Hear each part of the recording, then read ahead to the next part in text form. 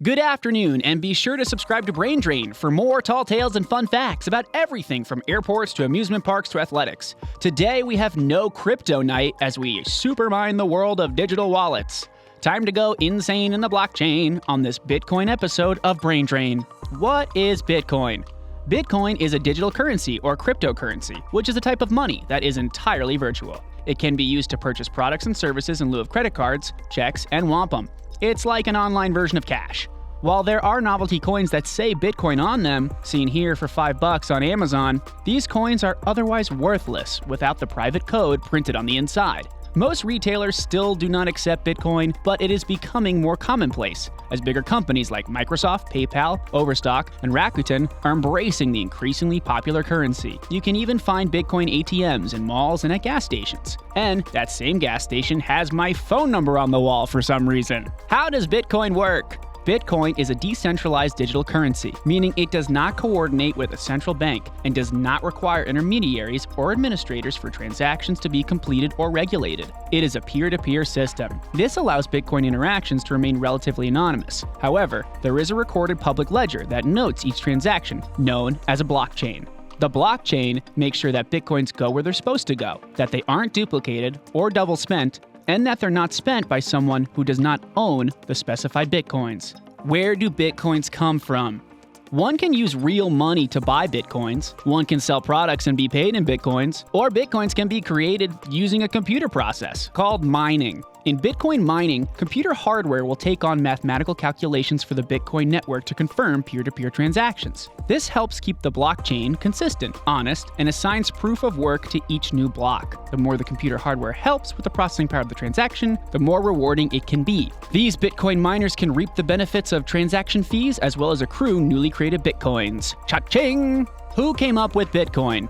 If it's you, please let us know in the comments section because it's a true mystery to the rest of the world. Here's what is known. The domain bitcoin.org was registered in August of 2008. In October of 2008, a paper titled Bitcoin, a peer-to-peer electronic cash system, began to make the rounds. The author was listed as Satoshi Nakamoto. The identity and whereabouts of Nakamoto are unknown to this day, and he hasn't been heard from in over a decade. However, his digital wallet, if still intact, has an estimated total of over 1 million Bitcoins, which would make him one of the wealthiest people on the planet. Some speculate that Satoshi Nakamoto might be several people, like how William Shakespeare may not have written all of those plays by himself. Conspiracy theorists claim that Satoshi Nakamoto might be an acronym for some pretty large companies: Samsung, Toshiba, Nakamichi, and Motorola, all rolled into one. Whoever it is, or whoever they are, did not have much respect for any central banking system. Bitcoin came about just after several banking crises hit Asia in the late 1990s, and the subprime mortgage crisis devastated millions of Americans in the mid-2000s. Embedded in the genesis block of Bitcoin was the text 03 Jan 2009,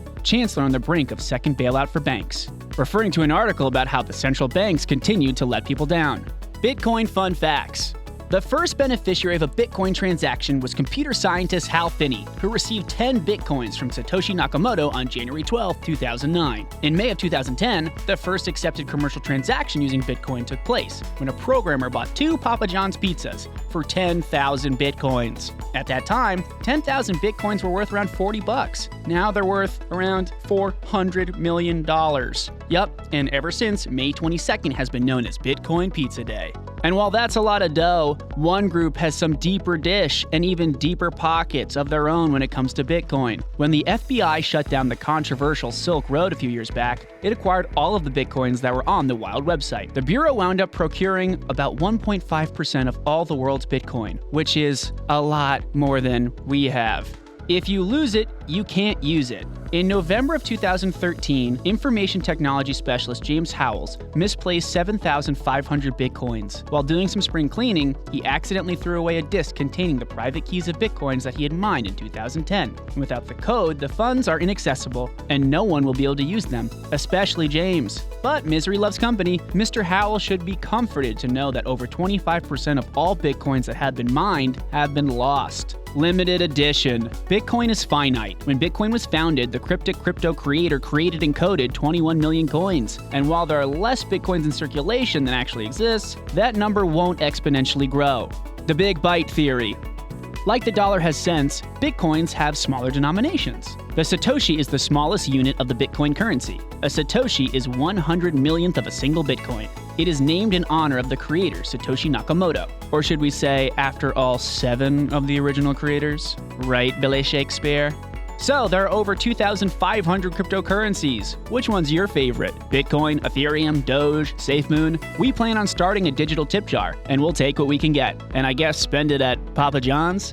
Thanks for watching Brain Drain. I'm Tom Polos, and don't forget to subscribe. It's a no-brainer.